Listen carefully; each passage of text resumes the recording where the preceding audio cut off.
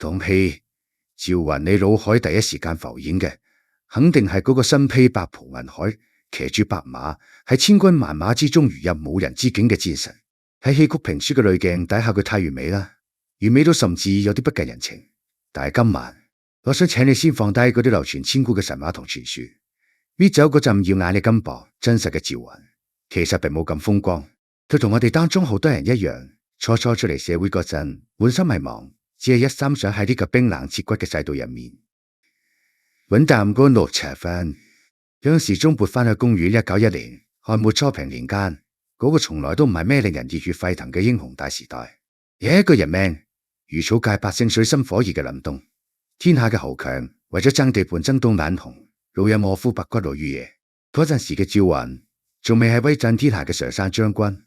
佢只係河北常山真定，即係今日嘅石家莊正定，一個初出茅廬嘅年輕人。佢生得高大魁梧，霸出男人嘅膊頭上面。佢一早就壓住沉甸甸嘅擔子，他鄉嘅父老鄉親湊咗一支義勇軍，交到佢手上。呢個就等於將全村老少嘅性命，將亂世中苟活嘅最後一點指望，都託付咗俾呢個後生仔。喺人生嘅第一個十字路口，年輕嘅趙雲面臨住一個無比現實嘅抉擇，究竟應該帶住班鄉親去同邊個賣命？按照當時世俗嘅眼光，呢個係一個毫無懸念嘅單選題。冀州最強大嘅諸侯係出身陝西三公嘅袁紹，家大業大，兵強馬壯，跟住佢最起碼有餐飽飯食，可以喺亂世入面有個安穩嘅靠山。全天下嘅人都爭崩頭想去巴結袁紹，但係趙雲呢，佢偏偏做咗一個令所有人都跌滿地眼鏡嘅決定。佢帶住隊伍長途跋涉，投奔咗袁紹嘅死對頭，着手喺幽州苦寒之地嘅公孫瓚。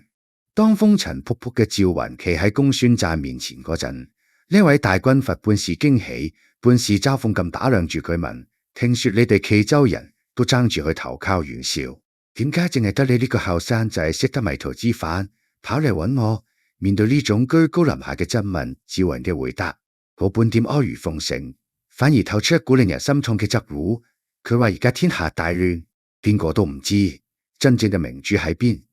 我哋常山人商量過啦，只係願意追隨能夠施行仁政嘅人，唔係我哋偏愛大人你，亦都唔係我哋非要得罪袁紹。呢番話聽落係咪有啲傻氣？喺嗰個講究從民法則、血肉強食嘅年代，個個都喺度搶錢、搶糧、搶地盤，淨係得呢個廿出頭嘅年輕人，硬頸咁壯隻，瞪住一雙乾淨嘅眼睛，滿天下咁去尋找人情。咩係人情？喺老百姓心目中，人情唔係咩高深莫測嘅大道理，無非就係當權者可以當人係人，可以俾鄉親們有啖飯食，可以俾呢個殘酷嘅亂世流犯少少人情味都有。聽到呢度，你會唔會諗起自己後生嗰陣嘅模樣？嗰陣時嘅我哋係咪都同初入亂世嘅趙雲一樣，帶住一身嘅稜角，同一腔赤誠，一頭扎入呢個複雜嘅人世間？我哋或者都曾經寧願放棄嗰啲睇落更穩妥、更快捷嘅機會，咬緊牙關去堅守心底嗰一點點可憐嘅底線。我哋總以為只要自己行得正、企得正，只要交出真心，總會遇到懂得賞識嘅伯樂，總可以換來世間嘅善意。但係現實嘅冷雨總是無情咁拍打喺理想主義者嘅面上。公孫瓚並唔係趙雲苦苦尋找嘅嗰位仁義之主，佢窮兵黷武，對百姓苛刻無情，嗰啲無休止嘅殺戮同掠奪，一點一點咁敲碎咗趙雲最初嘅期盼。我哋幾乎可以想象喺嗰一個個朔風呼嘯嘅塞外之夜，呢個年輕嘅異鄉人係點樣獨自坐喺火堆旁，活住冰冷嘅槍頭，吞落滿心嘅失望同孤獨。佢唔貪圖加官進爵，唔求榮華富貴，佢只係想要一個清清白白、心存善念嘅歸宿。點解就咁難呢？不過命運嘅無常，往往就喺你快要絕望嘅時候，微弱嘅光芒會從門罅頭入嚟。就喺趙雲最苦悶嘅日子裏面，公孫瓚嘅大營入邊嚟咗一個同樣落魄、同樣寄人籬下嘅中年人。呢個人並未張寡，半山顛沛流離，連個安身嘅茅草屋都冇。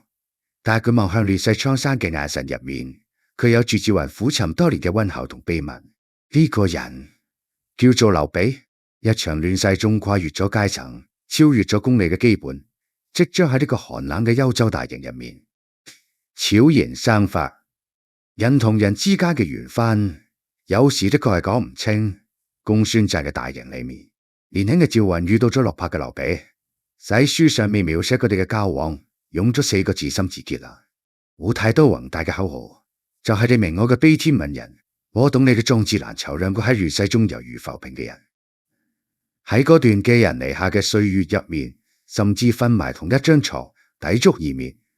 但係相聚總是太短，冇機來趙雲嘅阿哥過身，佢必須辭官返鄉下守孝。臨別嗰日，殘陽如血，劉備死死握住趙雲對手，遲遲唔肯放開。佢心知肚明，趙雲呢一走面對嘅將係浩瀚嘅亂世，呢一世人仲可唔可以再見？全憑天意。望住滿眼不捨嘅劉備，趙雲只係講咗一句話，終不背得也。呢5個字喺浩如煙海嘅歷史長河裏面，輕到好似一條羽毛。但係老友，我哋活到呢個年紀都知，人呢一世最難嘅唔係講出誓言，而係要喺往後幾十年嘅風霜雨雪入面，揾條命去守住呢一句話。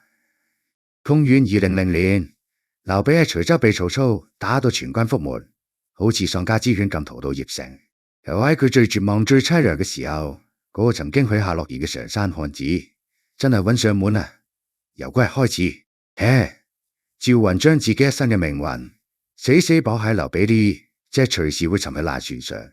劉備四出逃亡，趙雲就默默咁跟喺後尾。劉備冇兵馬，趙雲就秘密去幫佢招募。佢唔爭功，唔搶風頭，連喺戰場上生擒咗自己由細玩到大嘅同鄉夏侯蘭，佢都冇將事情將人留喺身邊，而係按照軍法公事公辦。喺呢個人人都為自己打小算盤嘅年代，佢乾淨得令人覺得不可思議。真正令佢名垂青史，亦都令後人誤解得最深嘅，係8年後嘅嗰場長坂坡之戰。小說裏面講，趙雲喺長坂坡出進出出，殺到曹軍血流成河。但係真實嘅戰場邊有咁多快意恩仇嘅神話？公元208年，曹操嘅5000虎豹騎，一日一夜狂奔300里，喺當陽長坂追上咗劉備。嗰陣時嘅劉備身邊跟住10萬扶老攜幼嘅荊州百姓。當那號嘅精銳騎兵衝入毫無防備嘅難民潮之中，佢係一幅點樣嘅人間煉獄啊！喊聲、馬蹄聲、刀劍劈碎骨頭嘅聲音混成一片。大舉敗之中，劉備連老婆仔女都估唔上，只係帶住張飛、諸葛亮等十機不快馬落荒而逃。就喺呢個天黑莫嚟嘅關頭，有人走嚟話俾劉備聽：趙雲向北面跑啦，佢投降曹操啦！大家平心而論，喺嗰重絕境底下，揾做任何人去投奔實力最強嘅曹操，都係人之常情。樹倒猢猻散，邊個會去怪責一個想保住條命嘅人呢？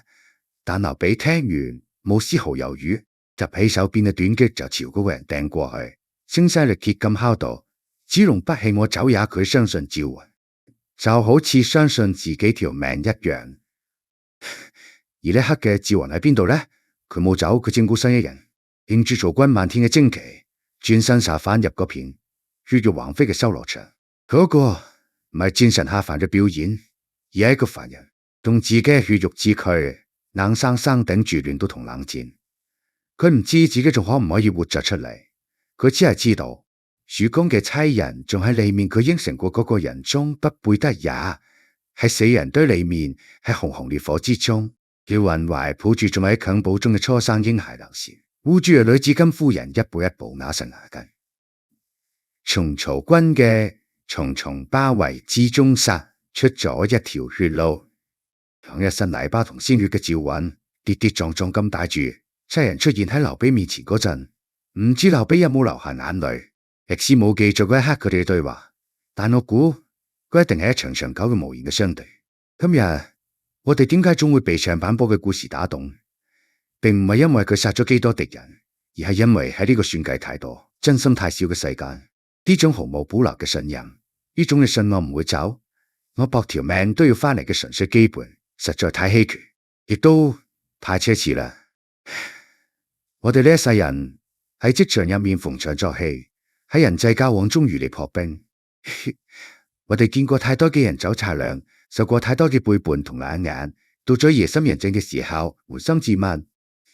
我哋有幾耐未試過毫無防備咁去相信過一個人啦？又有邊個值得我哋為佢拼盡全力？他揾嘅長板波，到神明嘅金身，嗰只係一副布滿傷痕嘅凡人軀殼，為咗報答一句懂得或者守住一句諾言，硬生生喺亂世嘅污泥入面開出咗一朵最乾淨嘅花。長板波嘅死裏逃生，揾嚟嘅係君臣之間絕對嘅信任。但係當打天下嘅生死相陀，逐漸變成咗天下嘅利益分配時，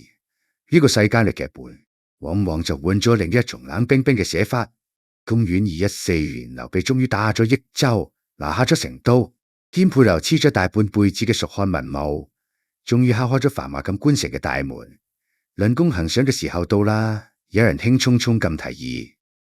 將成都城入面嗰啲豪華府邸、城內肥沃嘅桑園田產，全部分俾各位有功嘅將領。喺呢班啱啱由死人堆入面爬出嚟嘅將軍睇嚟，呢樣嘢太正常啦，提住個頭顱拼咗半世命，而家總算冒出頭，享受下又有咩問題呢？呢個係亂世裏面生利者嘅常態，係所有人都默認嘅潛規則。喺滿堂嘅歡聲笑語同埋對未來嘅憧憬之中，得一個人企咗出嚟，又係嗰個趙雲。佢冇去睇同僚們火熱嘅眼神，而係平靜咁講出一番足以得罪所有人嘅說話。佢話：天下仲未太平，而家遠遠唔係貪圖享樂嘅時候。益州嘅百姓啱啱經歷完連連戰火，家破人亡。我哋如果而家去霸佔佢哋嘅土地房屋，咁我哋同以前嗰啲壓榨百姓嘅軍閥有咩分別？我哋應該將呢啲田宅還俾老百姓，等佢哋先安居樂業，咁樣先可以真正贏得益州嘅人心。老友，你聽得出呢番話嘅分量嗎？喺唾手可得嘅榮華富貴面前，趙雲個心入面裝住嘅始終係30年前黐開常山嗰陣要去尋找人質嘅初衷，裝住嘅始終係嗰啲無名無姓喺戰火之中苦苦掙扎嘅底層初生。但係喺呢個都忙住分蛋糕嘅慶功宴上，佢哋番話係幾咁不合時宜，幾咁吉意，斷人財路猶如殺人父母。佢呢一句話得罪咗幾多銀爸爸等住分房分地嘅生死兄弟。佢太清醒啦，清醒到喺呢個名利上嚟面顯得格格不入。佢嘅大局觀，佢嘅悲憫之心，反而成為咗佢被權力核心圈慢慢邊緣化嘅推手。時間冷酷咁向前走，嚟到咗公元221年。嗰一年，關羽遇害，荊州丟失，悲憤交加嘅劉備喺成都稱帝之後，不顧一切咁想傾全國之兵去討伐東吳為兄弟報仇。朝堂之上企滿晒滿朝文武，大家一早睇出劉備嘅衝動，亦都深知此時出兵係違背戰略嘅大忌，但所有人都選擇咗收聲。邊個願意喺呢個時候去中路一位失去理智、大權在握嘅帝王呢？明哲保身，先係官場上最穩妥嘅生存之道。呢個時候，嗰個朝堂上已經被慢慢冷落嘅趙雲，有一次孤零零咁企咗出嚟。佢試圖拉住劉備呢架失控嘅戰車，苦苦相勸：國策係曹操，唔係孫權。如果我哋先滅咗曹魏，東吳自然會臣服。千萬唔可以因為一時嘅私憤，放棄咗北伐中原嘅大業。一旦交戰，戰事就好難收尾啦。呢番話字字一血，句句都係老臣為咗國家長治久安嘅良言。但今次嗰個曾經將短擊掟向造謠者，深信只弄不起我嘅劉備，被仇恨蒙蔽咗雙眼，冇聽佢講。劉備甚至連出征都冇帶埋佢，只係冷冰冰咁將佢留喺大後方督鎮江州。後尾嘅結果我哋都知道啦。夷陵之戰，劉備被一把大火燒盡咗蜀漢嘅精銳，大敗而歸，退守白帝城嘅劉備喺嗰一個病榻上徹夜難眠嘅夜晚，唔知有冇諗起趙雲嗰番苦口婆心嘅勸諫。而此時嘅趙雲冇一句抱怨，冇半點喺咗講過啦嘅得戚，佢只係默默率軍趕去永安，用自己平寬闊嘅膊頭擋住咗追擊嘅吳軍，係嗰個任性煩躁嘅君王執手尾。我哋活到呢個歲數，多多少少都食過啲人情世故嘅苦喺公司裏面，喺社會上，喺家庭中，嗰個總是堅持原則講真話嘅人，嗰個為咗大局寧願委屈自己嘅人，最後往往變咗最唔合群、最受冷落嘅邊緣人。我哋喺趙雲嗰逐漸寒背嘅背影入面，係咪都睇到咗某個時刻，嗰個被孤立被誤解，依然吞得話話，死頂住責任嘅自己，呢個就係清醒者嘅悲哀。佢一生都喺度堅守嗰份不合時宜嘅善良，亦都着定咗上世人都要喺權謀嘅交響樂中做嗰個孤獨嘅二音。歲月係呢個世上最冇情嘅刀，佢可以削去英雄嘅銳氣，亦都可以掩白將軍嘅髮鬢。對住劉備喺白帝城病逝嗰個群星璀璨嘅時代，正喺度慢慢落下帷幕。關羽走咗，張飛走咗老一輩嘅結燕第一輩嘅凋零，曾經鮮衣怒馬嘅好兄弟，最後只剩低趙雲一個，好似一塊歷經風霜嘅界碑，孤獨咁企喺蜀漢嘅朝堂之上。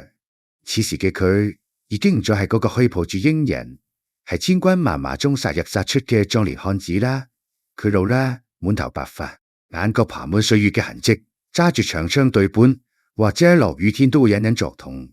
微微手震。但係當國家再次需要佢嘅時候，呢位白髮蒼蒼嘅老將冇半句推辭，依然默默咁披上個身沉重嘅鐵甲。公元228年嘅春天，諸葛亮發動咗第一次北伐，為咗掩護主力，趙雲被派往箕谷，帶領住一支兵力懸殊嘅偏師，作為有利去吸引曹魏大將軍曹真嘅主力。呢場本來就係一場注定艱難嘅苦戰，就喺趙雲死頂住嘅時候，前方傳嚟咗令人絕望嘅噩耗：馬謖喺街亭大敗，蜀漢嘅主力全線崩潰，兵敗如山倒下。喺呢場大潰退之中，人性入面最脆弱、最自私嘅一面被放大到極致。諸葛亮時候視察戰場嗰陣，睇到嘅係一幅淒慘嘅畫面。漫山遍野都係丟盔棄甲嘅敗軍，士兵跑散晒，將領揾唔到部隊，部隊揾唔到將領，個個都為咗保命四圍亂竄。但係當時線轉向由箕谷退落嚟嘅嗰支殘兵時，所有人都呆咗。呢支隊伍雖然都打咗敗仗，但陣營唔亂，步伐齊整，士兵冇潰散，連軍之器械都幾乎冇丟棄。點解？因為喺撤退隊伍嘅最尾，嗰個白髮蒼蒼嘅老將軍正親自騎馬奪後，面對住如狼似虎嘅追兵，面對住漫天嘅黃土同絕望，趙雲冇慌亂，更冇揼低任何一個普通嘅士兵。佢用自己遲暮嘅身軀，硬生生喺呢場大潰敗之中，為蜀軍撐起咗一道不可逾越嘅屏障。老友，唔知你喺生活裏面有冇試過感受到嗰種力不從心嘅悲涼？當我哋步入中老年，睇住體檢報告上嘅指標，覺得精力一年不如一年。當我哋發覺喺呢個發展飛快嘅時代裏面，自己開始跟唔上年輕人嘅節奏，甚至喺臨近退休嘅時候，事業上仲遇到意想不到嘅挫折。嗰種被歲月無情剝奪嘅無力感，嗰種搏晒老命都依然改變唔到結局嘅無奈，總是會喺深夜裏深深刺痛我哋。但係趙雲用佢喺箕谷嘅背影話俾我哋知，一個人喺面對衰老同失敗時，依然可以擁有最頂級嘅尊嚴。然後諸葛亮為咗安撫軍心，亦係出於對老將奪後之功嘅感激，下令將軍中剩低嘅絹帛賞賜俾趙雲同埋佢嘅部下。呢個本來係一份莫大嘅恩寵，喺經歷咗九死一生嘅潰敗之後，將士們的確需要呢少少實惠嚟定下經。但係呢位老將軍卻倔強咁推辭咗，佢搖搖頭，留下一句令後世無數人為之動容嘅話：打仗都冇打贏，點可以要賞賜呢？麻煩將呢啲物資全部放落赤外嘅倉庫啦，等到10月天冷嗰陣，再攞出嚟俾將士們做寒衣啦。大而不亂，退而有道，有功不居，有賞不領，心係事出冷暖。呢個就係一個老兵留俾呢個世界最後嘅體面。佢冇喺戰敗嘅恥辱中怨天尤人，亦都冇喺遲暮嘅悲涼裏倚老賣老。佢坦然咁接受咗命運嘅挫敗，卻死死守住咗內心嘅底線同風骨。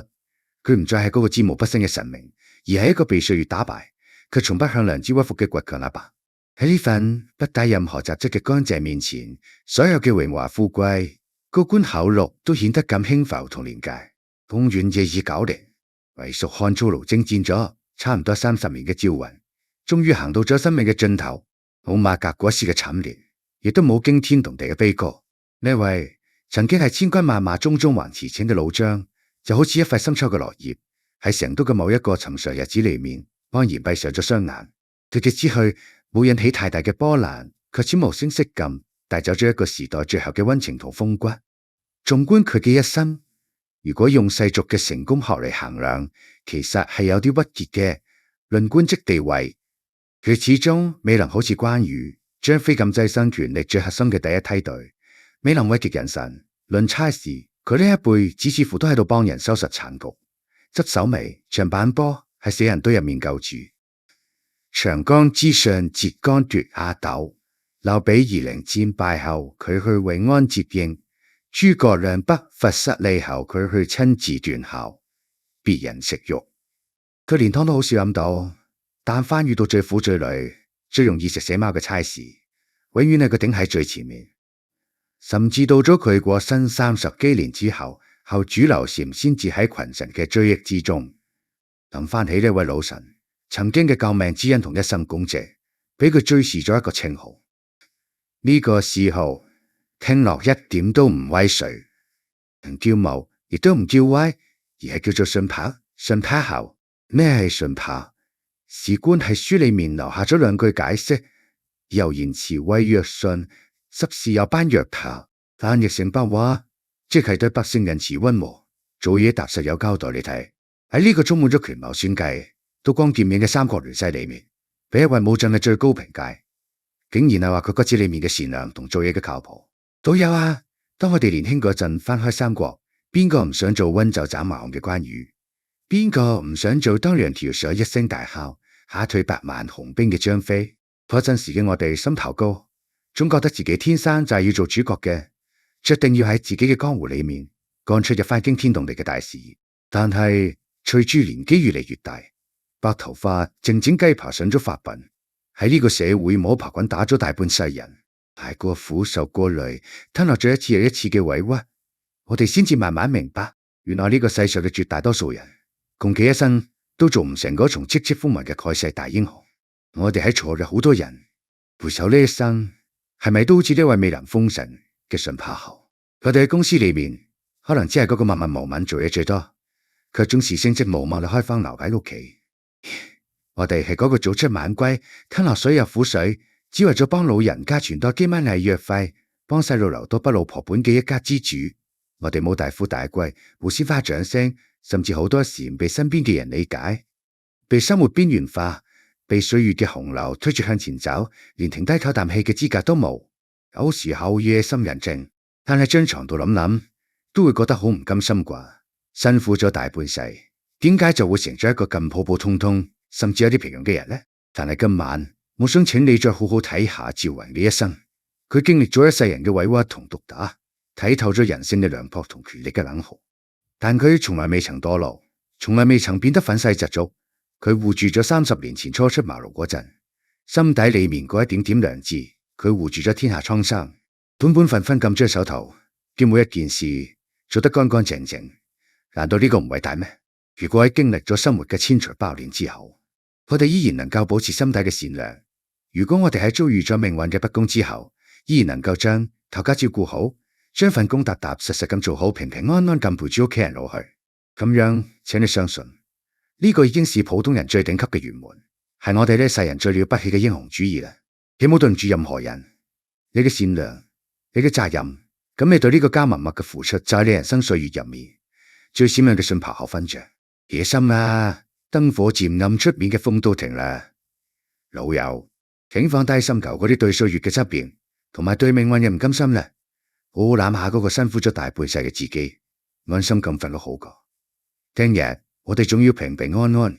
坦坦蕩蕩咁去迎接初升嘅太陽。